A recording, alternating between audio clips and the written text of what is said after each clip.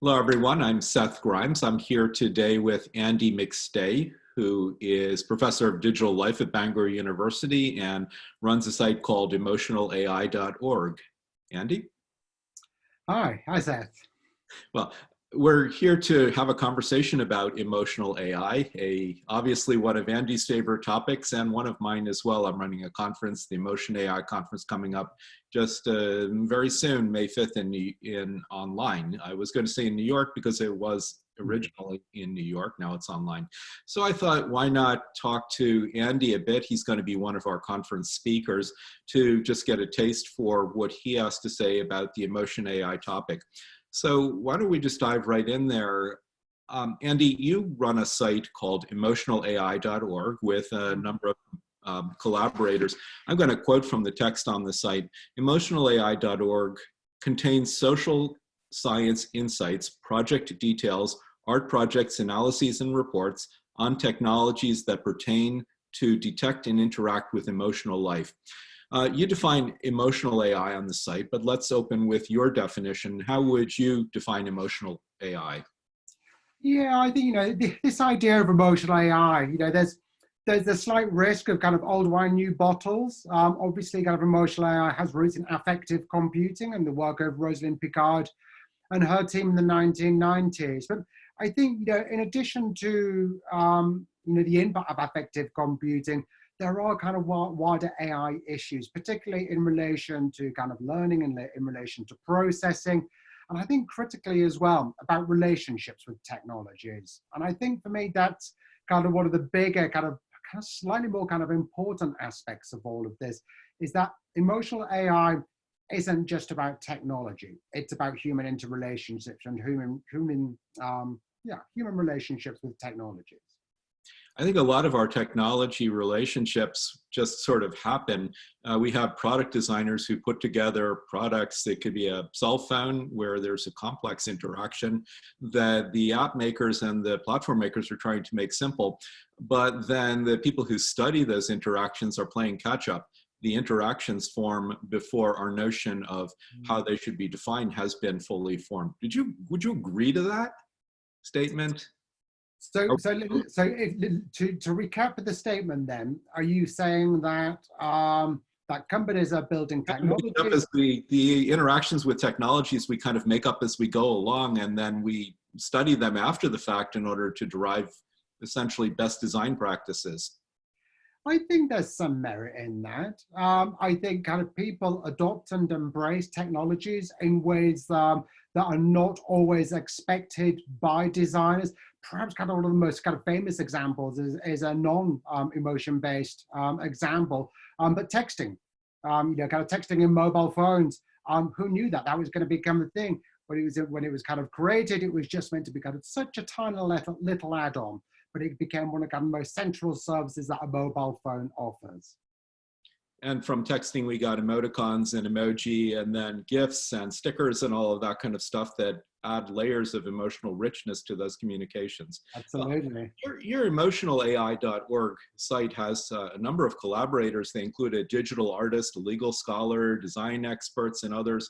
You have a collective aim to really maybe study and perhaps shape our emotional interaction with technologies. Is that a fair statement? What are your aims with your emotionalai.org collaborators? Yeah, so in terms of the site and the project itself, we're working with a number of people both in the UK and Japan as well, for that matter as well.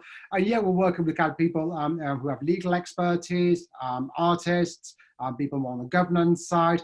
In terms, I'm not quite sure that we have a kind of a collective aim as such, but rather it's a disparate set of projects which kind of cluster around this interest in emotions, empathic computing, and so on and so forth. Yeah, so collaborative efforts are great, and this is obviously one that is done at a distance. So you were set up before the rest of us were forced to work at a distance. So otherwise, personally, you are a professor at Bangor University of Digital Life, and you consult. So what is digital life? Yeah, that's a good question. So in the UK, when you're awarded a chair or a professorship in the UK, you get to pick your own title. And when I kind of looked across all the various things that I'm interested in relation to advertising, privacy, got wider philosophical and social implications of new technologies. The thing that kind of conjoined all of this was the issue of digital. So then, yeah, so then you kind of got to think about the application layer. It's like, well, okay, so I'm interested in advertising, I'm interested in philosophy, I'm interested in social science. And again, it was kind of really broad. So do I kind of choose culture? Do I choose policy? What do I choose? And the idea of just life itself just kind of seemed most appropriate. So the idea of kind of digital life, yeah, it seemed one that a little bit novel, but yeah, but it kind of seemed to fit the bill. Yeah. Are you studying how our digital lives are changing in the face of the COVID-19 crisis and being forced to do social or physical distancing?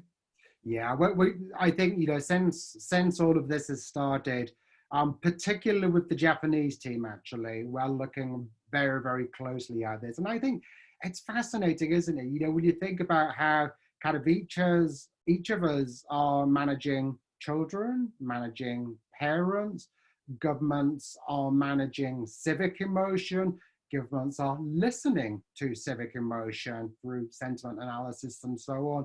And all of this, so in essence, what kind of COVID is about, it is about emotion in so many ways, and not just about emotion, but mediated emotion, and mediated emotion that informs behavior and informs decisions. So yeah, so we're looking very closely at this, both in relation to kind of the centrality of emotion in kind of COVID-oriented digital culture, but also some of the issues that it throws up as well. So certainly, I'm sure it's the same in the US that it is in the UK as well, that, as we kind of start building new services, apps, surveillance tools, this raises some ethical questions as well. And I think some of our own interests in kind of emotion and so forth are not immune to kind of privacy concerns as well. Yeah, so we do have surveillance, obviously, by video camera, and that can be online as well as in the physical world. Potential for voice surveillance, or let's use a gentler term, monitoring or just listening. If we're talking about brands that do it on social media, people are conducting surveys. So we have emotion AI data sources that do include text, spoken word speech, that is, facial expressions, things that measure physiological states. You mentioned Rosalind Picard at MIT earlier. Her work is largely in wearables. So I'm curious, how well do emotion understanding technologies work in your estimation? And if you wish, you can break that out. Obviously, it's going to be uneven levels of performance. If you wish, you can break it out by emotion model complexity. Some models are hierarchical and deep, others are fairly simple, by the measurement context, by the type of data source, however you want. How well do emotion AI technologies work, emotion understanding technologies? I think before we get into the specifics of which technologies work best and which are most effective or least effective, I think what's important to recognize is that we're at the start of something here. So yeah, I've been looking at this area now for between kind of 5 to 10 years. And I think when I got into this area, I expected things to move quickly. I expected us to be further along than we are. But I kind of counterbalance that with the observation that emotions are innately, commercially, politically, and so on, valuable. So I think you kind of got those two issues. So I think we will kind of see a net rise of kind of technologies that kind of engage and interact with human emotion, but it's going to happen more slowly than at first we thought. And I think that's because the technologies in many ways just aren't there yet. Right. Some of that's down to the sensing, some of that's down to the psychological suppositions that sit behind some of the senses. So perhaps kind of one of the most obvious ones is facial coding. Lots of debate, lots of discussion going on about whether kind of Ekman's kind of basic emotions are an appropriate way forward, or do we need to be kind of just looking at kind of more core affective states rather than kind of putting psychological models in, and so on and so forth. I think it's interesting to note too, when it comes to voice, again, voice is such a prime means of expressing and conveying emotion. Amazon have been working on this for such a long time now, but again, have still not kind of released a stable product.